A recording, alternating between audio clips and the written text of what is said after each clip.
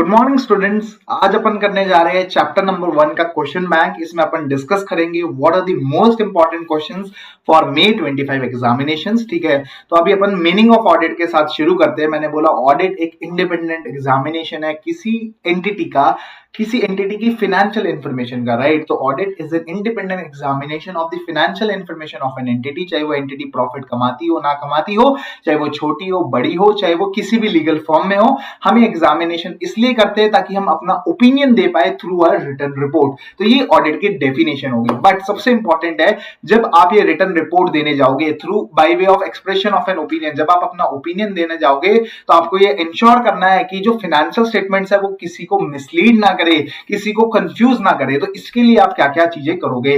तो this is one of the important question जहां पे आपसे पूछा जाएगा कि जो बंदा ऑडिट कर रहा है वो कैसे इंश्योर करेगा कि financial statements are not misleading anybody.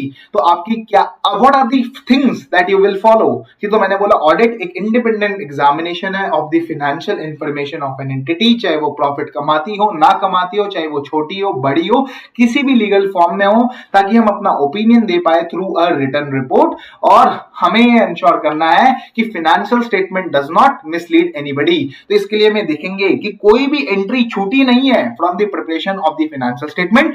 Entries जो डली है these are adequately supported by sufficient and appropriate evidence. मतलब कोई भी फर्जी खर्चा नहीं डाला है, कोई भी फर्जी खर्चा नहीं डाला है। सारे के सारे खर्चे जो है these are genuine, these are supported by the evidences. And जो अकाउंट्स बने हैं, जो अकाउंट्स लेजर अकाउंट्स बने हैं, these are based on these entries. तो एंट्रीज के बेसिस पे ही अकाउंट्स बने हैं और उन अकाउंट्स के बेसिस पे फाइनेंशियल स्टेटमेंट्स बने हैं, जो कि वेरी वेरी क्लियर है। Financial statements are clear and unambiguous. Unambiguous means confuse नहीं करते हैं, मतलब एकदम क्लैरिटी के साथ फाइनेंशियल स्टेटमेंट्स को बनाया गया है। And financial statements give a true and fair view.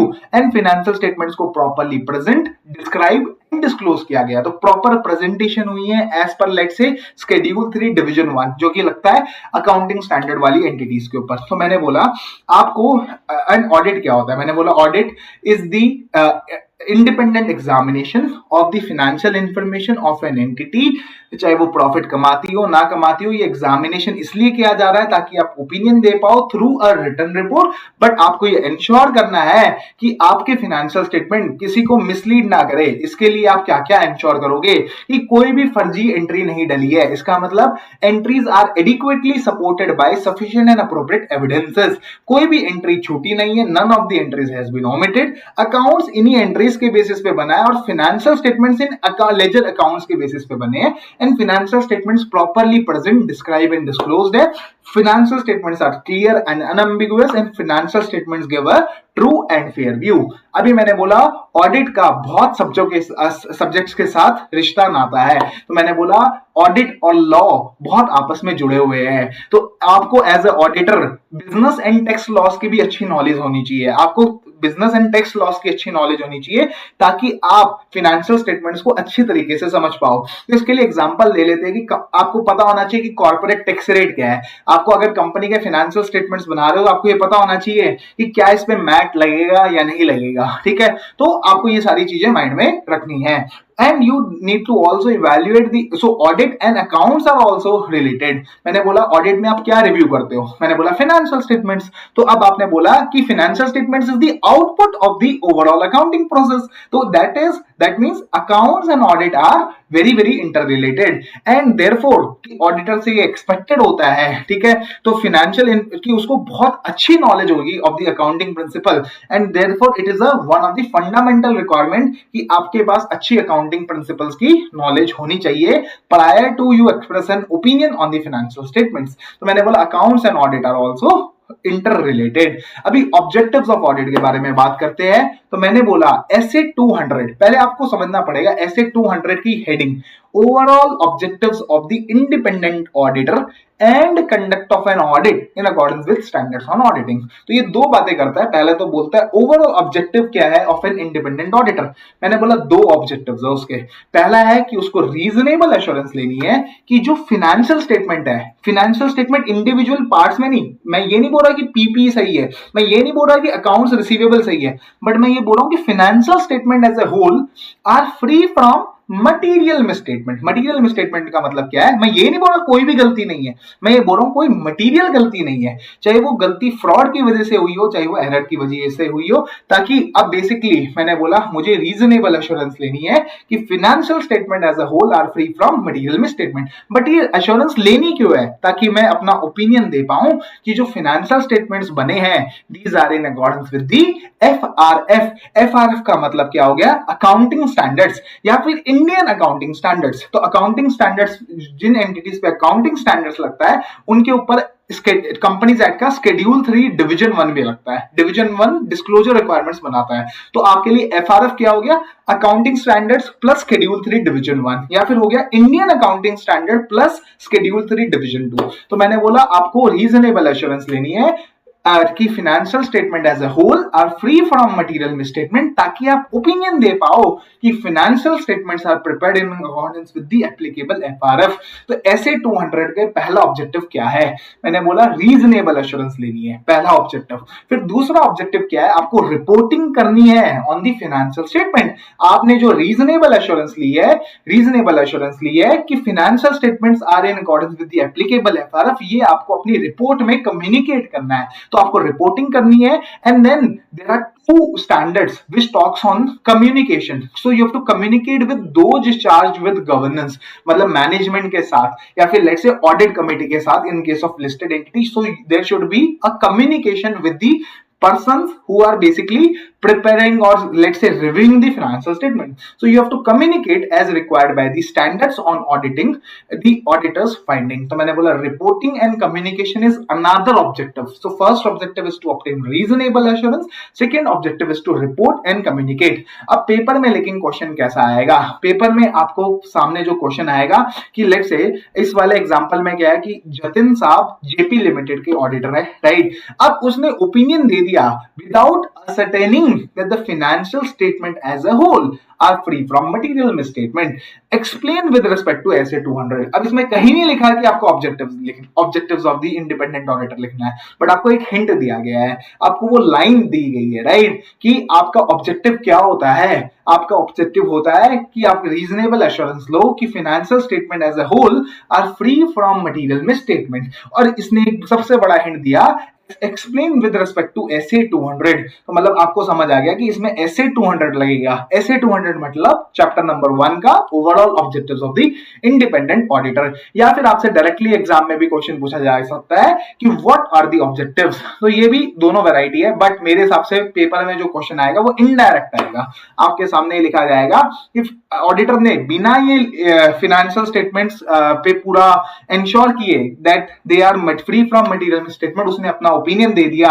Explain with respect to SA 200, ये अपन को क्लियर हो गया। तो अगर अपन बात करें इस एग्जामिनेशन में क्या क्या इंपॉर्टेंस के क्वेश्चन है, तो मैंने बोला पहला क्वेश्चन जो भी इनडायरेक्टली आएगा, आपको बोला जाएगा ऑडिट एक इंडिपेंडेंट एग्जामिनेशन है of an entity, of the financial information of an entity. जब ये एग्जामिनेशन किया जा रहा है with a view to express an opinion thereon through a written report, अब बेसिकली आपको ये इंश्योर करना है कि फाइनेंशियल स्टेटमेंट किसी को मिसलीड ना करे। तो आप क्या देखोगे, एंट्रीज कोई छोटी नहीं है, जो डली है these are adequately supported, accounts इन्हीं एंट्रीज के बेसिस पे बना है, financial statements are clear and unambiguous, financial statement true and fair view देते हैं, and financial statement are properly presented, described and disclose. Overall objectives पढ़ लिए। तो सबसे इंपॉर्टेंट क्वेश्चन इस बार के एग्जाम में जो मुझे लगता है वो क्वेश्चन नंबर 1 है जो अपन ने पढ़ा, financial statements would not mislead anybody. अब चलते हैं अपन बात स्कोप ऑफ ऑडिट के बारे में डिस्कस करते हैं। पहले अपन क्वेश्चन के बारे में बाद में आते हैं, पहले अपन कॉन्सेप्ट समझ लेते हैं। स्कोप ऑफ ऑडिट क्या क्या कवर करता है। तो आपको as a auditor you have to cover all the aspect of an entity which are relevant to the financial statements. तो आपको सारे एस्पेक्ट्स को कवर करना है जो कि आपको लगता है which are relevant to the financial statements, ठीक है। फिर आपको ये देखना पड़ेगा कि जो फाइनेंशियल इंफॉर्मेशन है या जो फाइनेंशियल स्टेटमेंट्स है that are reliable and sufficient for the preparation of the financial statement. तो मतलब बेसिकली आपको reliable and sufficiency of the financial information को चेक करना है। और तीसरा आपको देखना है कि प्रॉपर डिस्क्लोजर हुआ है ऑफ द फाइनेंशियल इंफॉर्मेशन, जो भी important information, all relevant information are properly disclose. तो मैंने बोला you have to cover all the aspects of an entity which are relevant to the financial statements. You have to ensure that the financial information is reliable and sufficient basis for the preparation of the financial statements. तो मैंने बोला information contained in the underlying accounting records like proper bills है, vouchers है, proper supporting documents है, जिनके basis पे मैं financial statements बना सकता हूँ. तो मैंने बोला information contained in the underlying accounting records and other source data like bills, voucher, document is reliable and sufficient basis for the preparation of the FS. Third scope में क्या आता है? Proper disclosure of the financial information. अब चलते हैं अपन बात, पहले question को पढ़ लेते हैं. मैंने बोला इस कंपनी के ऊपर ना एक नोटिस आया कि भाई तुम एनवायरमेंटल लॉज का कंप्लायंस नहीं करते और हम तुम पे मॉनेटरी पेनल्टी लगा देते हैं. अब ऑडिटर बोल रहा है कि इसको नोट्स में दिखा दो इस वाले पॉइंट को कि आपके पास नोटिस आया है, अभी तक आपने रिप्लाई नहीं किया है और अभी आप इसके ऊपर काम कर रहे हो. तो अभी कंपनी बोलती है कि आप अपनी स्कोप से ज्यादा जा रहे हो. तो अभी आपको क्वेश्चन में क्या हिंट मिला? आपको मिला वर्ड स्कोप. तो स्कोप ऑफ ऑडिट में आपका एक पॉइंट आता है, that is proper disclosure of the financial information. अभी देखो मैंने पूरा कॉन्सेप्ट क्यों कवर किया? ताकि आप पूरी चीज को समझ पाओ, पूरी चीज रिवाइज हो पाए.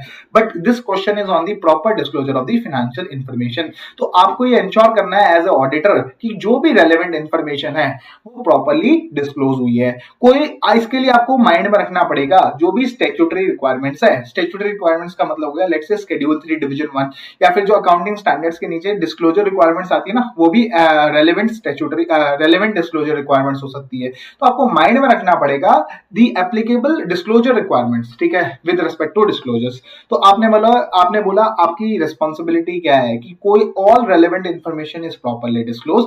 इसके लिए आपको स्टैट्यूटरी रिक्वायरमेंट्स को भी माइंड में ध्यान में रखना पड़ेगा.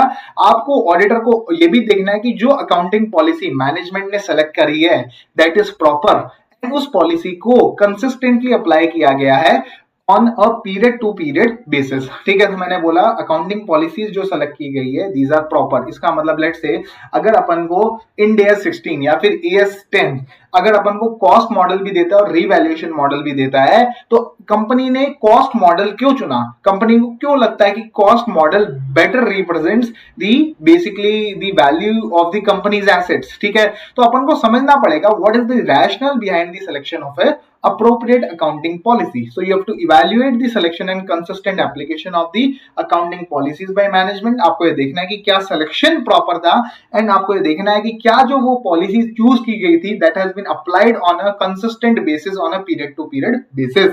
तो आपको ये तीन चीजें आपकी पहली responsibility है as a auditor कि all relevant information is properly disclosed. आपको इसके लिए ensure करना पड़ेगा कि आपको mind में रखना पड़ेगा what are the statutory requirements, what are the disclosure requirements, and then you have to auditor has to evaluate the selection and consistent application of the accounting policies. तो आपको देखना पड़ेगा क्या accounting policy का selection proper है and क्या ये policy period on period basis पे सही तरीके से लगाई गई है. एंड अब आप बेसिकली ये कैसे इंश्योर करोगे? ठीक है, तो आप ये इंश्योर करोगे कि बेसिकली देखो मैंने बोला all relevant information is properly disclosed. इसके लिए आपको अपने स्टैट्यूटरी रिक्वायरमेंट्स को भी ध्यान में रखना है. आपको देखना है कि जो अकाउंटिंग पॉलिसी चुनी गई है that is proper, that is has been applied consistently, and then you have to evaluate the selection and consistent application of the accounting policy. अब आप ये कैसे इंश्योर करोगे? तो मैंने बोला आप ये इंश्योर करोगे, आप ये देखोगे कि जो फाइनेंशियल स्टेटमेंट है वो प्रॉपरली समराइज करते हैं ट्रांजैक्शंस और इवेंट्स को, है ना, और जो भी मैनेजमेंट से जजमेंट ली है उसको वो प्रॉपरली डिस्क्राइब समराइज करते हैं. तो मैंने बोला financial statement are properly summarising the transaction and events along with what are the key judgments made by the management in the preparation of the FS. तो अभी अपन की ऑडिटर की रेस्पॉन्सिबिलिटी अपन ने समझ ली with respect to proper disclosure. ये जो पेपर में क्वेश्चन था that is with respect to proper disclosure, और उसमें भी एक ये स्पेसिफिक पॉइंट पे कवर करता है that is all the relevant information should be disclose. अब अपना अगला क्वेश्चन देखते हैं. Choosing of appropriate accounting policies in relation to accounting issues is the responsibility of management. Accounting policy को चुनना मैनेजमेंट की रिस्पॉन्सिबिलिटी है, that is right. Do you agree? Yes. Discuss duty of auditor if in any in relation to accounting policies. तो मैंने बोला आपको क्या क्या चेक करना है? आपको ये देखना है कि क्या अकाउंटिंग पॉलिसी सही है, क्या वो सिलेक्शन सही है, क्या वो कंसिस्टेंटली अप्लाई हुआ है on a period to period basis, and आपको देखना है आपको इवेल्युएट करना है the selection and consistent application of the accounting policies by the management. ये आपने पॉइंट समझ लिए। तो मैंने बोला स्कोप ऑफ ऑडिट में आपको सारे aspects of an entity cover करने which are relevant to the financial statement. आपको ये देखना है कि जो इंफॉर्मेशन है अकाउंटिंग रिकॉर्ड्स में, लाइक बिल्स में, वाउचर्स में, अलग अदर डॉक्यूमेंट्स में, these are reliable and sufficient basis for the preparation of the financial statements. इसके लिए आप क्या देखोगे? इसके लिए आप अकाउंटिंग सिस्टम्स को इवैल्यूएट करोगे, इंटरनल कंट्रोल्स को इवैल्यूएट करोगे एंड आप अपनी टेस्टिंग करोगे। तो मैंने बोला बेसिकली जैसे लेट्स से एक कंपनी है, कंपनी में क्या होता है, दो डिपार्टमेंट्स है, एक गुड्स रिसीविंग डिपार्टमेंट है, एक फाइनेंस डिपार्टमेंट है। तो बेसिकली लेट्स से कंपनी के प्रेमाइसेस में कोई गुड्स आए तो GRN means goods receiving note. तो सिस्टम में जीआरएन डल गई कि मुझे इतना सामान मिला। ये किसने डाली? ये रिसीविंग डिपार्टमेंट ने डाली, ठीक है। तो मैंने बोला अब मैं बेसिकली स्टडी करूंगा अकाउंटिंग सिस्टम का। तो सिस्टम में जैसे ही इन्वेंट्री आती है वो जीआरएन हो जाती है, और जैसे ही वो जीआरएन बेसिकली लेट्स से उसके अगेंस्ट इनवॉइस आता है फाइनेंस के पास, तो जीआरएन से वो इनवॉइसिंग हो जाती है। तो बेसिक प्रैक्टिकल लाइफ में कैसे होता है, सबसे पहले जीआरएन होती है, जीआरएन के बाद बेसिकली वेंडर को क्रेडिट होता है। एक्चुअल में एंट्री क्या डलती है? Expense account debit. Let's say अगर वो इन्वेंट्री मान लो एक्सपेंस हो जाती सीधा का सीधा, तो एक्सपेंस अकाउंट डेबिट टू जीआरआईआर नाम का एक अकाउंट होता है, मतलब जीआरएन अकाउंट होता है बेसिकली। फिर क्या होता है, जब वो इनवॉइस फाइनेंस के पास जाता है तो एंट्री हो जाती है जीआरआईआर डेबिट टू वेंडर अकाउंट। तो basically you will study and assess the accounting system, the controls को भी आप पढ़ोगे कि भाई देखो मेकर चेकर कॉन्सेप्ट है। जीआरएन वाला बोल रहा है कि इतनी क्वांटिटी आई है, इतनी क्वांटिटी आई है, फाइनेंस डिपार्टमेंट वाला देख रहा है कि उतनी ही क्वांटिटी बिल हुई है। तो इंटरनल कंट्रोल्स, ठीक है। And you will carry out the appropriate test, inquiries and procedure. अब आप इन सब चीजों को टेस्टिंग करोगे, अपने प्रोसीजर्स लगाओगे। तो मैंने बोला अपन ने पूरा स्कोप पढ़ लिया, ठीक है। अब लालजी भाई ने शेयर में देखा कि यार अच्छा प्रॉफिट है, तो इसने इस ऑडिटेड फाइनेंशियल के स्टेटमेंट के बेसिस पे उसने पैसे लगा दिए, उसको घाटा हो गया। अब बताओ कि क्या मैं एज अ ऑडिटर अश्योरेंस देता हूं इन्वेस्टर्स को कि भाई तुम्हारा जो पैसा है वो सेफ गार्डेड है? मैंने बोला नहीं, वो तो डिमांड सप्लाई का खेल है ना यार। मैं तो फाइनेंशियल स्टेटमेंट्स के ऊपर अपना ओपिनियन दे रहा हूँ, मैं शेयर के भाव के ऊपर थोड़ी ना ओपिनियन दे रहा हूँ। Share price of securities are affected by a range of factors, वो मेरे हाथ में ही नहीं है, ठीक है। तो अब भाव गिर गया तो that is not in my hand, but what I am giving an opinion is that the financial statement as a whole are free from material misstatement. तो इसमें ये जो लालजी भाई है, लालजी भाई की अंडरस्टैंडिंग सही नहीं है। अभी बात करते हैं ऑडिट वर्सेस इन्वेस्टिगेशन, ठीक है।